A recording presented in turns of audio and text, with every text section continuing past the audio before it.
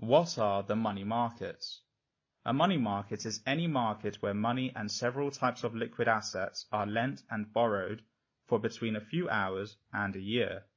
It is a place where banks, retail investors, and money managers can make short-term investments, and banks, hedge funds, broker-dealers, and non-financial corporations have access to low-cost funds. Money markets are components of a national economy that provide short-term funds. Money markets is an umbrella term that covers several market types. These markets can vary depending on the needs and capabilities of borrowers and lenders respectively.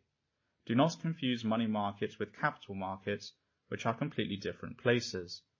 Capital markets are part of the financial system where longer-term investments, such as shares and bonds, are traded.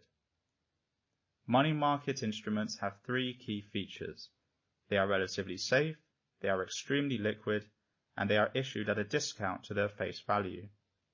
The instruments used in the money markets give financial institutions, governments, and companies a means to finance their cash requirements over the short term. In other words, they are places for large-scale, short-term funding. The Federal Reserve says that the money markets represent about 1/3 of all credit in the US. In the advanced economies, money markets account for an important part of all borrowing. The instruments that are traded carry varying maturities, credit risks, currencies, and structures, and thus are used to distribute exposure. Some key players in the money markets include banks, large companies, investors, and national governments.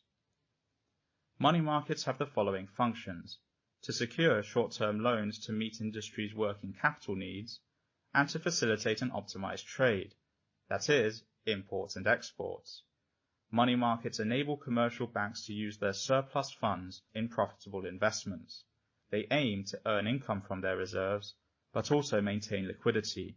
Another function is to help central banks and improve commercial banks' self-sufficiency.